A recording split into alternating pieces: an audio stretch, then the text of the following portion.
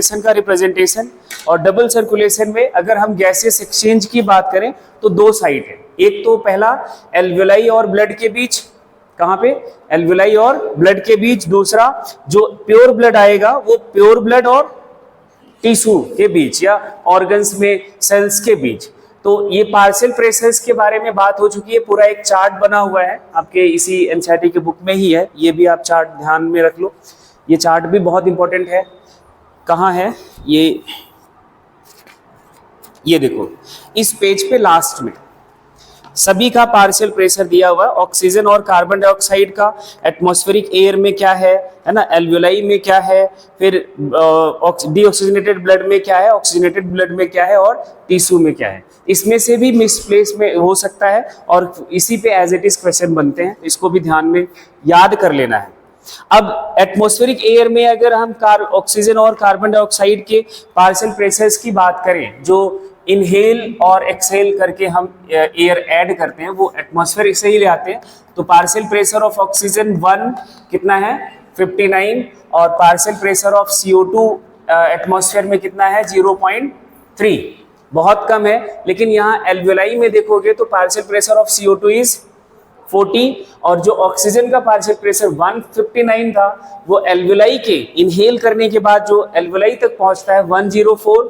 अब इस 104 के साथ ही ब्लड के साथ एक्सचेंज होता है, जो ब्लड आएगा लंग्स में वो पल्मोनरी आर्टरी के थ्रू आता है and it carries D oxygenated blood. Deoxygenated blood का मतलब है कि इसमें ऑक्सीजन का कंसंट्रेशन कम है और कार्बन डाइऑक्साइड का कंसंट्रेशन ज्यादा है। ऐसा नहीं कि ऑक्सीजन नहीं है, ऐसा नहीं बोलोगे, क्योंकि डीऑक्सीजनेटेड ब्लड में भी ऑक्सीजन का पार्शियल प्रेशर कितना है 40 है, कार्बन डाइऑक्साइड का 45 है। तो डीऑक्सीजनेटेड ब्लड का मतलब होता है जो ऐसा ब्लड जिसमें किसका कंसंट्रेशन कम हो, ऑक्सीजन का कम हो और कार्बन डाइऑक्साइड का कंसंट्रेशन ज्यादा हो, उसको बोला जाता है डीऑक्सीजनेटेड ब्लड। और यहाँ पे एक आपने वर्ड लिखा है प्योर, या फिर इसी के लिए आप लिखोगे ऑक्सीजनेटेड ब्लड, ऑक्सीजनेटेड ब्लड। और इस ब्लड का मतलब होता है कि ऑक्सीजन का कंसंट्रेशन इसमें ज्यादा है एज कंपेयर टू CO2। तो इन दोनों का मतलब याद हो गया, समझ आ गया कि ऑक्सीजनेटेड और डीऑक्सीजनेटेड जब भी बोल रहे हैं तो ऑक्सीजनेटेड का मतलब कि ऑक्सीजन ज्यादा है कार्बन डाइऑक्साइड के कंपैरिजन में, या कार्बन डाइऑक्साइड डीऑक्सीजनेटेड में कम है, दोनों उल्टा करके आप बोल सकते हो। ठीक है, तो जो ब्लड लंग्स में आएगा इधर बॉडी पार्ट से पहले जाएगा राइट ऑरिकल में, राइट ऑरिकल से राइट वेंट्रिकल पंप करता है उस ब्लड को कहाँ पे, लंग्स के पास। वो कैसा ब्लड होगा, डीऑक्सीजनेटेड ब्लड होगा। और डीऑक्सीजनेटेड ब्लड में देखो पार्शियल प्रेशर ऑफ ऑक्सीजन 40 है और कार्बन डाइऑक्साइड का 45 है। अब यही ब्लड जाएगा लंग्स के पास और यहीं पे गैसेस एक्सचेंज होता है। पहला कहाँ होता है, गैसेस एक्सचेंज लंग्स में होता है एल्वियोलाई और ब्लड के बीच। अब यहां देखो एल्वियोलाई में पार्शियल प्रेशर किसका, कार्बन डाइऑक्साइड का कितना है, पहले एक गैस का हम partial pressure of carbon dioxide का कंपैरिजन करते हैं। देखो यहाँ partial pressure pure impure blood में या डीऑक्सीजनेटेड ब्लड में कितना है 45 और एल्वियोलाई में 40। और गैसेस का टेंडेंसी किधर से किधर मूव करना होता है, higher partial pressure to lower partial pressure. ठीक है, अब डीऑक्सीजनेटेड ब्लड में 45 है और एल्वियोलाई में कितना है 40 है, तो कार्बन डाइऑक्साइड ऑब्वियस सी बात है कि इस डायरेक्शन में मूव करेगा। बात समझ आ गई, मतलब होगा प्रोसेस कौन सा होगा, तो ये आप याद रखना सिंपल डिफ्यूजन। किस प्रोसेस से ये एक्सचेंज होगा, सिंपल डिफ्यूजन से होगा। सिंपल डिफ्यूजन का मतलब सबको समझ आ रहा है क्या होता है, मूवमेंट ऑफ मॉलिक्यूल्स या substances from higher concentration to lower concentration. तो ये आपका सिंपल डिफ्यूजन का मैकेनिज्म है। लंग्स से या हम कहें कि डीऑक्सीजनेटेड ब्लड से एल्वियोलाई में कार्बन डाइऑक्साइड जाएगा। अब जरा इनका पार्शियल प्रेशर ऑक्सीजन का कंपेयर करो, पार्शियल प्रेशर ऑक्सीजन का एल्वियोलाई में कितना है, बोलो भाई 104 mmHg है, और वही अगर हम डीऑक्सीजनेटेड ब्लड में देखें तो कितना है 40 है ना। अभी इन डिफरेंसेस को भी देखोगे तो ना बहुत आपको एक बात समझ आएगी इधर partial pressure of carbon dioxide में डिफरेंस कितना है, 40 और 45 में बहुत ज़्यादा डिफरेंस, 5 यूनिट्स का डिफरेंस है। और यही पार्शियल प्रेशर ऑफ ऑक्सीजन में देखोगे तो 104 और कितना है 40 है, बहुत ज़्यादा डिफरेंसेस हैं। कितना डिफरेंस है बोलो, हाँ जी 64 यूनिट का डिफरेंस है। इस डिफरेंस से भी अभी आगे आपको बात समझनी है, इसलिए आपको ये भी ध्यान रखना है। तो अब देखो partial pressure of oxygen alveoli में ज़्यादा है और डीऑक्सीजनेटेड ब्लड में कम है, तो ऑब्वियस सी बात है कि ऑक्सीजन का मूवमेंट का डायरेक्शन या जो सिंपल डिफ्यूजन का प्रोसेस से एक्सचेंज का डायरेक्शन होगा वो ये होगा। तो गैसेस इधर एक्सचेंज कैसे होएंगी, उनका पार्शियल प्रेशर में डिफरेंस आपको याद रख लेना है कि कहाँ पे कौन सी गैस का पार्शियल प्रेशर ज़्यादा है और कौन सा का कम है। अब ये जो ब्लड है इधर हो गया ऑक्सीजन रिच, कैसा हो गया, ऑक्सीजन रिच हो गया। और इसी ऑक्सीजन रिच ब्लड को ही हम बोल देते हैं प्योर ब्लड या फिर ऑक्सीजनेटेड ब्लड, ठीक है। अब इस ब्लड में देखो तो पार्शियल प्रेशर ऑफ ऑक्सीजन कितना हो जाता है, जब ये आपका आएगा लेफ्ट ऑरिकल में, लेफ्ट ऑरिकल से लेफ्ट वेंट्रिकल पूरे बॉडी पार्ट्स में पंप करेगा, तब इसका पार्शियल प्रेशर बचा होता है। मींस इधर से देखो कंप्लीट कितना था 104 था, लेकिन ब्लड में कितना पार्शियल प्रेशर ऑक्सीजन का है 95 है। मींस वो टोटल चेंज नहीं होता, वो इंटरफेरेंस कौन है वो अपन आगे भी देखेंगे। और फिर कार्बन डाइऑक्साइड आपके इस इम्प्योर ब्लड का एल्वेलाई में चला गया है, इसलिए partial pressure of carbon dioxide कम हो जाएगा। और क्योंकि ऑक्सीजन यहाँ से ब्लड में आ गया है तो पार्शियल प्रेशर ऑक्सीजन का बढ़ जाएगा। तो इसी ब्लड को आपने प्योर बोल दिया। अब ये बॉडी पार्ट्स के पास गया, कहाँ गया, बॉडी पार्ट्स में गया। और जरा टिश्यू का पार्ट की बात है, टिश्यू में भी वो भी कौन सा अपन ने बात किया था, टिश्यू के अंदर की बात नहीं है, एक्चुअली ये है लिम्फ की। किसकी बात है, टिश्यू फ्लूइड या लिम्फ में पार्शियल प्रेशर ऑक्सीजन और कार्बन डाइऑक्साइड का ये है। जो आपका ब्लड यहाँ पे आ रहा है टिश्यू के पास, वहां पे पार्शियल प्रेशर ऑक्सीजन का 95 है, टिश्यू फ्लूइड में ऑक्सीजन का पार्शियल प्रेशर कितना है 40 है। तो फिर से वही डायरेक्शन कौन सा होगा, ब्लड से ऑक्सीजन कहाँ जाएगा, टिश्यू फ्लूइड में या टिश्यू के पास जाएगा।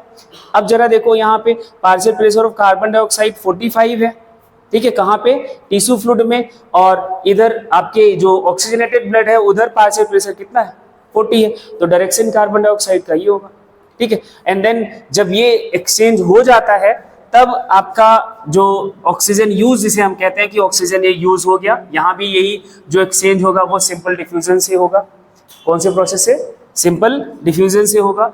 अब ऑक्सीजन यूज होने के बाद जो डीऑक्सीजनेटेड ब्लड बचा उसमें पार्शियल प्रेशर उसका कितना हो जाता है 40, और partial pressure of carbon dioxide 40 से बढ़कर कितना हो जाता है 45। यहाँ पे क्या था 40 था, बढ़ के कितना हो गया 45 हो गया।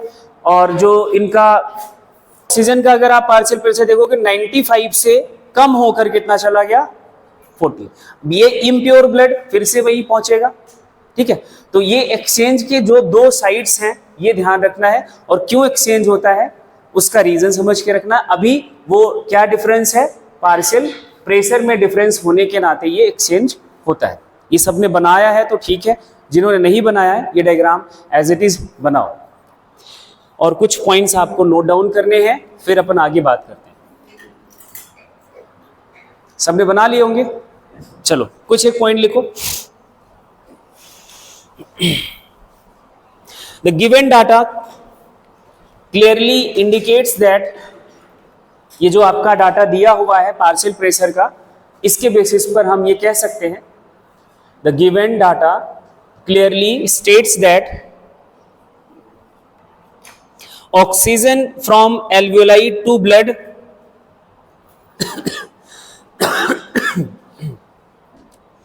oxygen from alveoli to blood and blood to tissue and blood to tissue, बात समझ आ गई होगी है ना। जो इसके बेसिस पर आपको देखो यहाँ एल्वेलाई से पहले वो ब्लड में जाएगा, फिर ये ब्लड से फिर कहाँ जाएगा टिश्यू में जाएगा। पहला बात ये ध्यान रखना है। Similarly carbon dioxide similarly carbon dioxide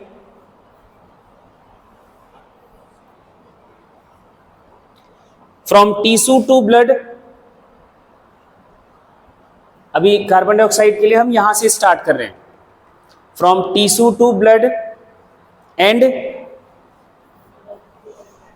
blood to alveoli.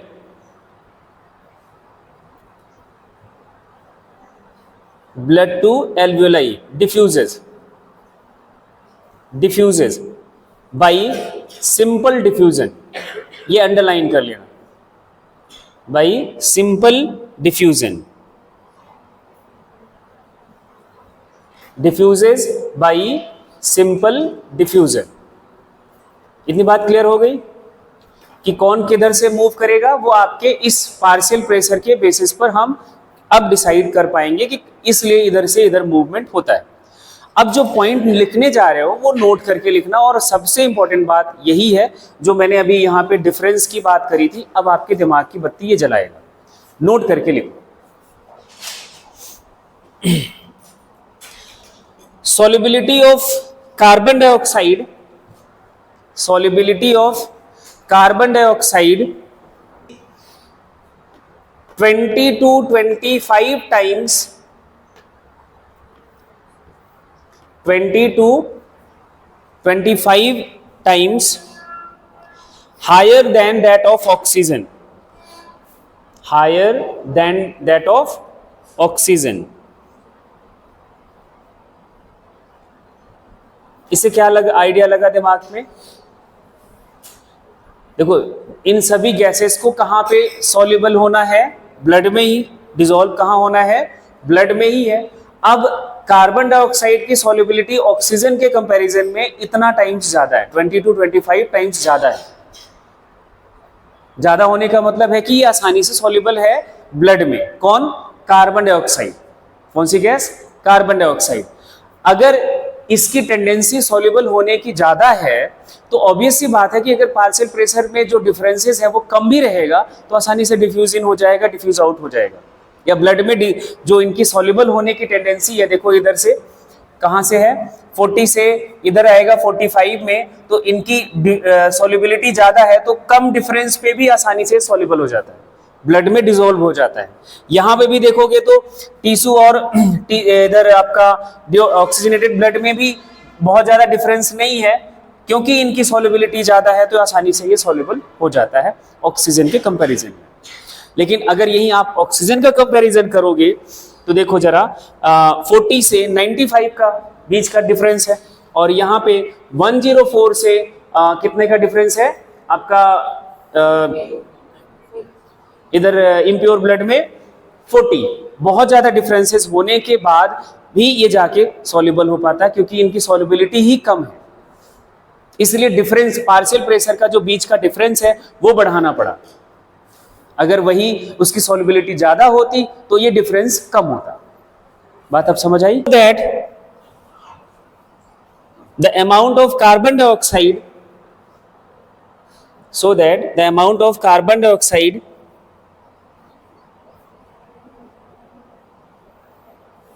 that can diffuse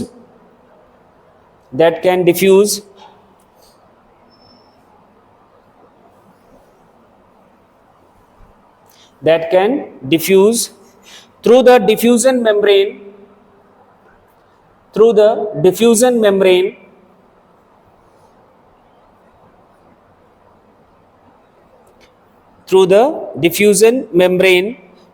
per unit difference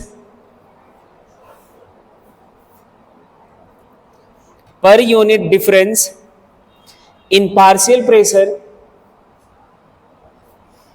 per unit difference in partial pressure is much higher compared to that of oxygen,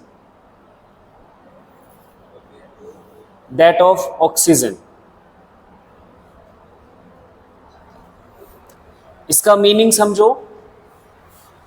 carbon dioxide के जो partial pressure के बीच difference है वो 5 unit है, और यहाँ पे कितना यूनिट है, 64 यूनिट है। इसका 1 यूनिट का जो डिफ्यूजन रेट है वो ज्यादा होगा, या हम कह सकते हैं कि इसके लगभग आप मान लो कि 10 यूनिट के बराबर होगा। इसके 10 यूनिट के जो डिफरेंस है, 10 यूनिट का जो डिफरेंस है, उतने में जितना डिफ्यूजन रेट है उसका 1 यूनिट का डिफ्यूजन रेट में उतना डिफ्यूजन हो सकता है। ये आपने अभी लिखा। अब इसके बाद एक वर्ड है आपके सामने, डिफ्यूजन मेम्ब्रेन, वो हेडिंग बनाओ। Diffusion membrane, site of diffusion कहां कहां पे है, एल्वियोलाई और ब्लड, यहां एक लंग्स में है, दूसरा ब्लड एंड टिश्यू है। अब यहां पे जो जो डिफ्यूजन का मींस इन गैसेस को क्रॉस करने के लिए जो मेम्ब्रेन है उसी को हम डिफ्यूजन मेम्ब्रेन कहेंगे। अब कौन कौन सी लेयर से ये मेम्ब्रेन बनी है वो अपन को समझना है। अगर हम एल्वियोलाई की बात करें तो एल्वियोलाई की वॉल किससे बनी थी, स्क्वैमस एपिथेलियम है, ठीक है। और स्क्वैमस एपिथेलियम के बाद एंड इनके चारों तरफ ब्लड वेसल्स की हाईली सप्लाई है, और वो भी ब्लड वेसल कौन सी, कैपिलरी, कौन सी, कैपिलरी। एंड इनके बीच एक कौन सा लेयर है, बेसमेंट मेम्ब्रेन, सब्सटेंशियल लेयर है, ये सेलुलर लेयर नहीं है। तो एक तो इसकी लेयर हो गई जिसे आप क्या बोल रहे हो, एल्वियोलर लेयर,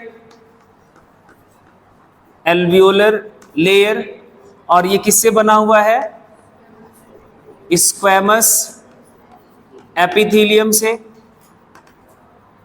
दूसरा कैपिलरी की वॉल हो गई, और कैपिलरी की वॉल को हम बोलते क्या है, एंडोथेलियम, क्या बोला जाता है, एंडोथेलियम। और एंडोथेलियम भी किससे बना होता है, ये भी आपका बना है स्क्वैमस एपिथेलियम से, ठीक। और इन दोनों के बीच एक और लेयर होती है जिसे हम नाम देते हैं क्या, बेसमेंट मेम्ब्रेन, जो सब्सटेंशियल लेयर है, ये सेलुलर लेयर नहीं है, ये ध्यान रखना। ये सब्सटेंस का बना हुआ है, ये कोई सेल से बना हुआ नहीं लेयर है, सब्सटेंशियल लेयर है। ये 3 लेयर्स जो हैं कौन कौन सी, alveolar, endothelium and basement membrane comprises the diffusion membrane. ये आपकी तीनों को मिला के हम क्या बोलेंगे, डिफ्यूजन मेम्ब्रेन। ऐसे ही यहां पे भी देख लो, टिश्यू के और ब्लड के बीच भी मेम्ब्रेन है जहां पे गैसेस को क्रॉस करना है, डिफ्यूज इन डिफ्यूज आउट करना है। इधर भी कैपिलरी की मेम्ब्रेन, कैपिलरी की वॉल है, कैपिलरी में ही ब्लड आएगा और इसको क्रॉस करना है। और उसके बाद है आपका क्या, टिश्यूज है,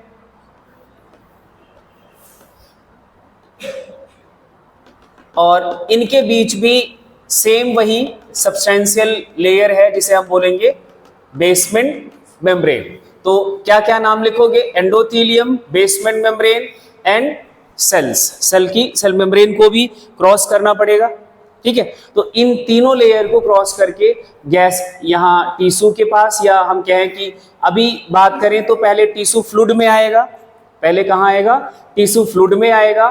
टिश्यू फ्लूइड के बाद वो सेल्स के अंदर एंटर करता है, वो आगे हम डिस्कस करेंगे।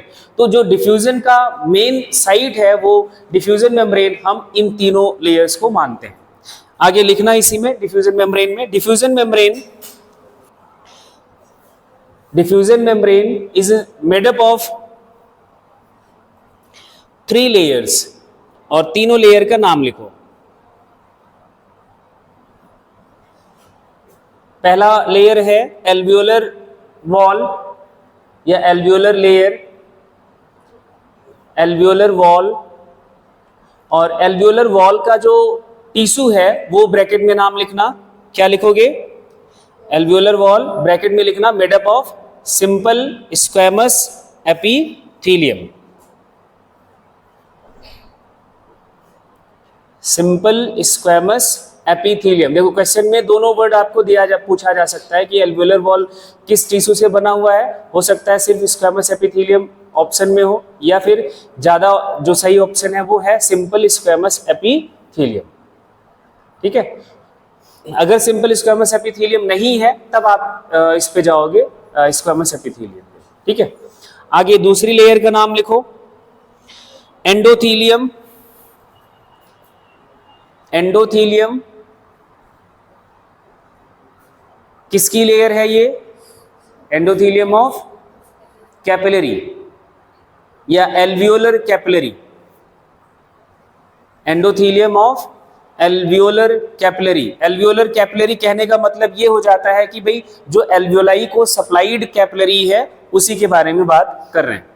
ठीक है, endothelium of alveolar capillary, bracket में लिख लेना ये भी किस टाइप के टिश्यू से बनी है, that is also made up of simple squamous epithelium. And in दोनों के बीच एक लेयर प्रेजेंट है जिसका नाम है बेसमेंट मेम्ब्रेन। तीसरी लेयर का नाम लिखो, बेसमेंट मेम्ब्रेन। और बेसमेंट मेम्ब्रेन जो है ये बनी होती है किसके साथ? सब्सटेंशियल सब्सटेंसेस, या कह सकते हैं कि आगे ब्रैकेट में लिख लो सब्सटेंशियल लेयर है।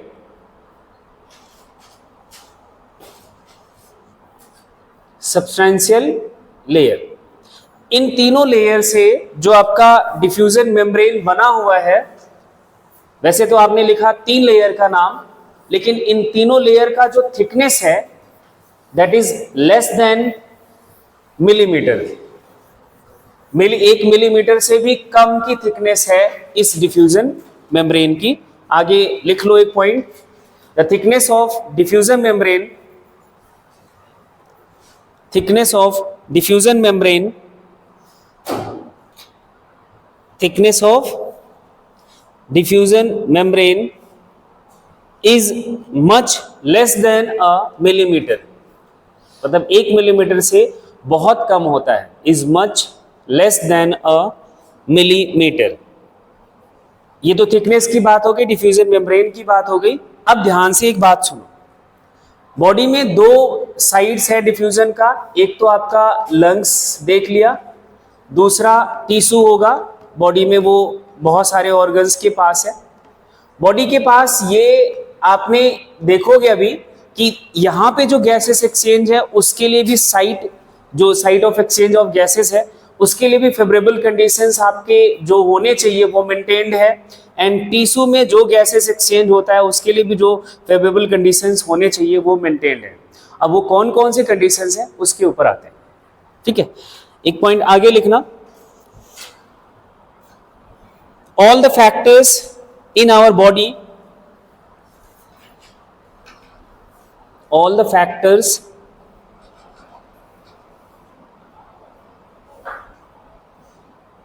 in our body are favorable for diffusion, are favorable for diffusion of oxygen from alveoli to tissue.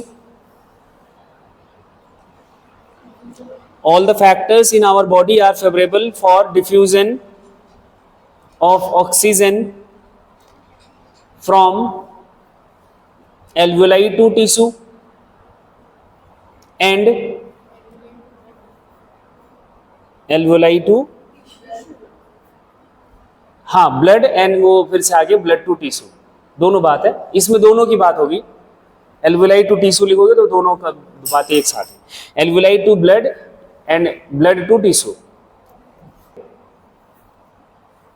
That of carbon dioxide, carbon dioxide के लिए भी वो कंडीशंस हैं, and that of carbon dioxide from, पहले क्या लिखोगे, tissue to blood and blood to alveoli, from tissue to blood.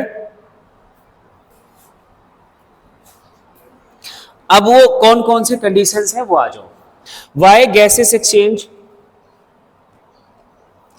Takes place only at alveoli on respiratory surface. Why gaseous exchange takes place only at alveoli on respiratory surface? इसके क्या क्या reasons हो सकते हैं वो आप बताओ।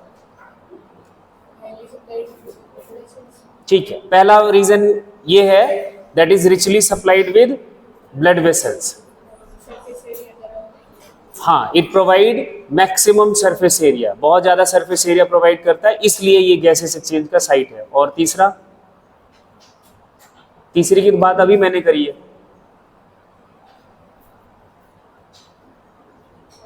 Diffusion membrane का जो थिकनेस होना चाहिए वो लेस देन 1 mm है और वो इस एल्वेलाई के पास ही पॉसिबल है, इसलिए ये मेन डिफ्यूजन का साइट बनता है। आंसर में लिख लो, बिकॉज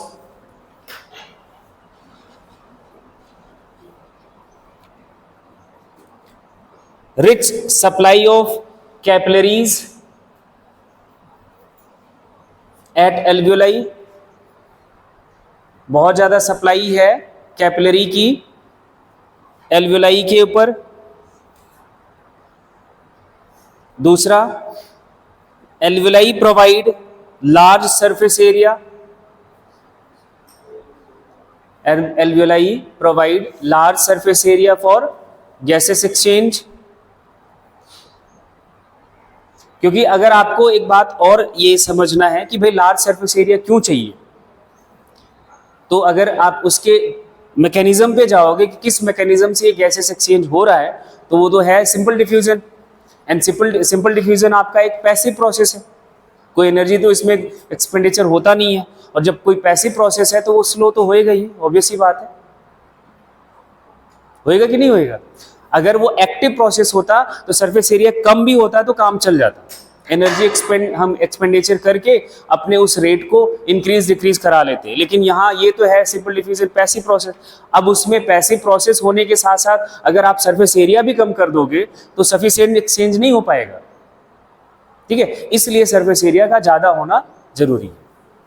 ठीक है, नेक्स्ट तीसरा रीजन लिख लो, वेरी थिन डिफ्यूजन मेम्ब्रेन। ये 3 रीजन है जिसकी वजह से आपका ये जो एल्वेलाई है वो मेन साइट है गैसेस एक्सचेंज का। ये आपका हो गया क्या कि एक्सचेंज कहां कहां पे होता है, क्यों होता है, पार्शियल प्रेशर के बीच डिफरेंसेस क्या हैं, उसका रीजन आपने लिख लिया। अब आपको समझना है कि एक्सचेंज भी कैसे होता है, वो भी आपने कर लिया। अब हेडिंग बनाना है, एक्सचेंज के बाद का स्टेप क्या था, ट्रांसपोर्ट। हेडिंग बनाओ, ट्रांसपोर्ट ऑफ गैसेस।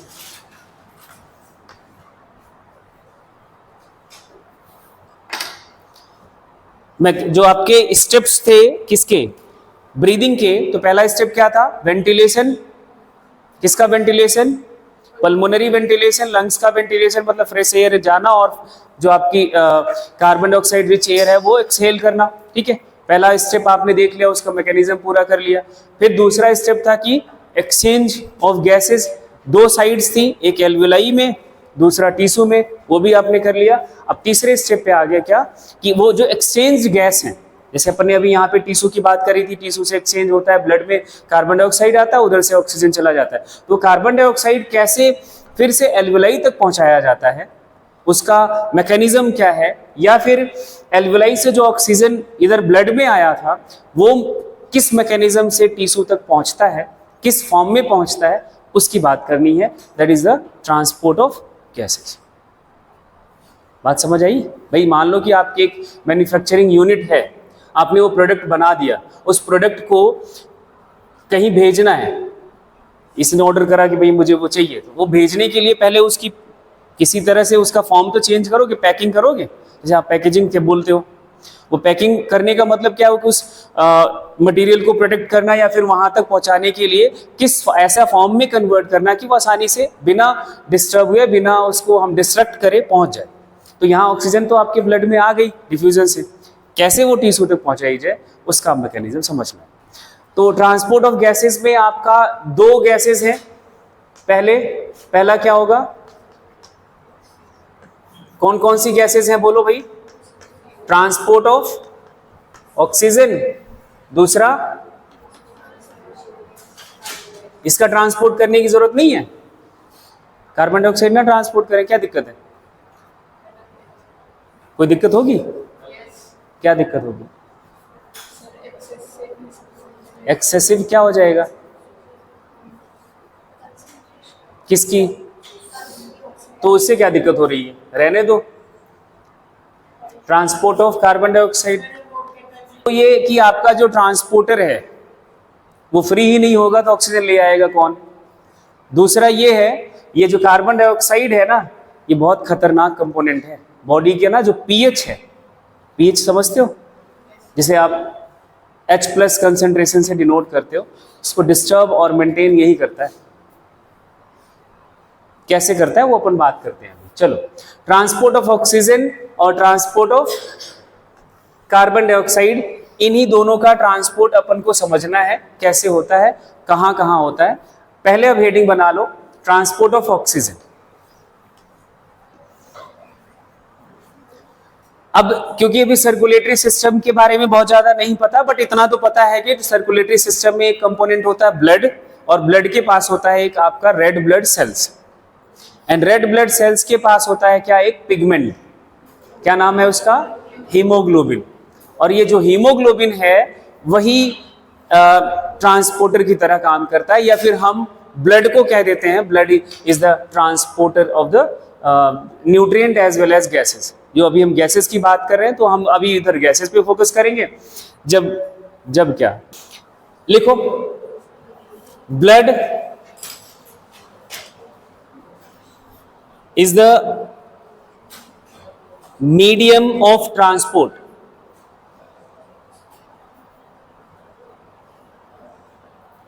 दोनों गैसेस के लिए ब्लड ही मीडियम है। मैं अभी ऑक्सीजन में लिखवा रहा हूं ऑक्सीजन के लिए, और सेम बात यही कार्बन डाइऑक्साइड के लिए भी बोलूंगा। Blood is the medium of transport for oxygen.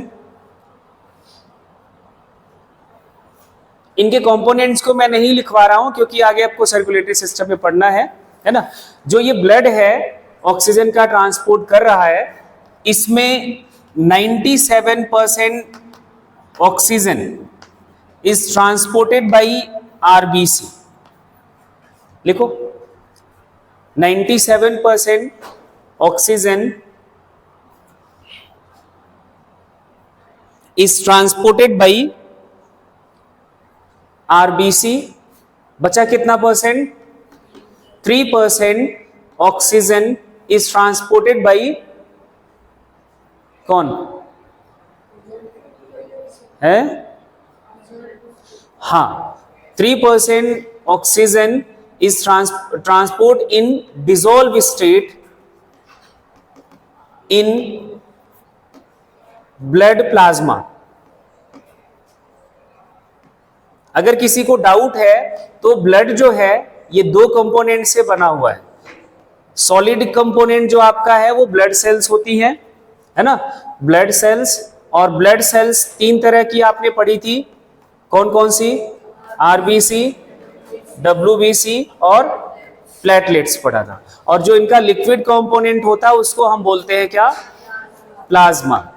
ये कितना परसेंट बनाता है इस ब्लड का?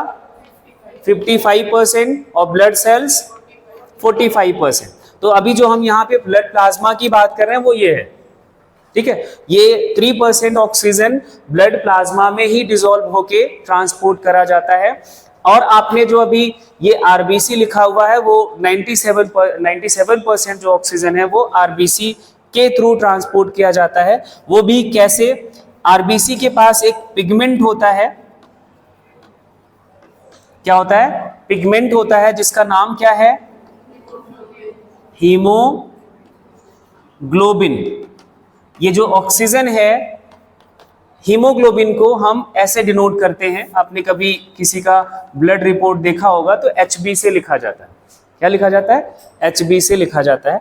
तो ये हीमोग्लोबिन के साथ ऑक्सीजन कंबाइन होके बनाता है एक अनस्टेबल कंपाउंड, ये जो रिएक्शन है, कभी भी ये एरो मत लगाना, जो ये रिएक्शन है वो है रिवर्सिबल। कैसी रिएक्शन होती है ये? रिवर्सिबल। अगर एरो लगा दिया तो गलत है। एरो का मतलब क्या हो जाता है? Irreversible reaction. ठीक है, ये रिवर्सिबल रिएक्शन होती है, बनाता है ऑक्सी हीमोग्लोबिन, और इस फॉर्म में 97% आपका ऑक्सीजन ट्रांसपोर्ट किया जाता है। किस फॉर्म में? ऑक्सी हीमोग्लोबिन के फॉर्म में 97% ऑक्सीजन ट्रांसपोर्ट करा जाता है, और 3% प्लाज्मा में डिसॉल्व स्टेट में ट्रांसपोर्ट किया जाता है। इसको नोट डाउन करो जल्दी। प्लेटलेट्स, ये तो आपको अंडरस्टूड है यार। अभी इन सब के बारे में बात करेंगे अपन डिटेल, जब सर्कुलेटरी सिस्टम की बात आएगी तब।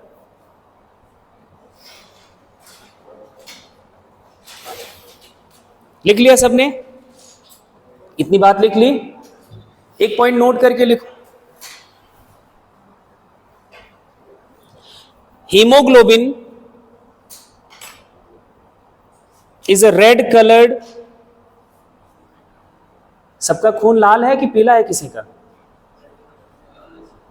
देखा है अपना अपना खून सबने? कभी ना कभी तो देखा ही होगा, अभी नहीं तो बचपन में जरूर देखा होगा। हाँ, red coloured pigment, red coloured pigment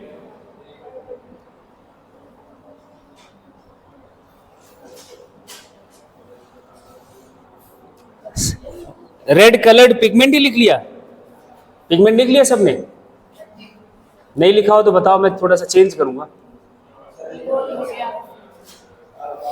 red coloured iron containing pigment, ये थोड़ा सा चेंज करना था। आयरन कंटेनिंग पिगमेंट एडजस्ट कर लिया? बस लड़के होते ही एडजस्टेबल। आयरन कंटेनिंग पिगमेंट लिख लिया? इतनी बात तो अब लिख ली होगी। चलो एक पॉइंट और इसी में लिखना, आगे कोई अलग से नहीं, इसी स्टेटमेंट फुल स्टॉप के बाद लिखना, haemoglobin is made up of 4 units.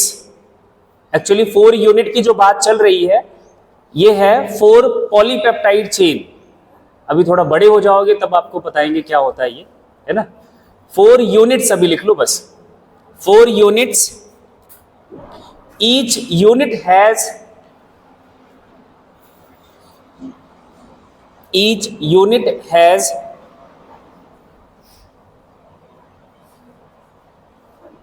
one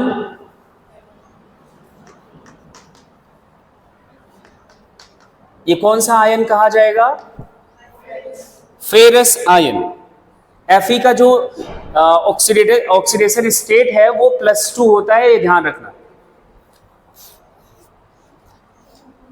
each unit has Fe in +2 state. हाँ, इन +2 स्टेट। और इसलिए ये कहा जाता है कि एक हीमोग्लोबिन का मॉलिक्यूल कितना ऑक्सीजन कैरी कर सकता है? 4।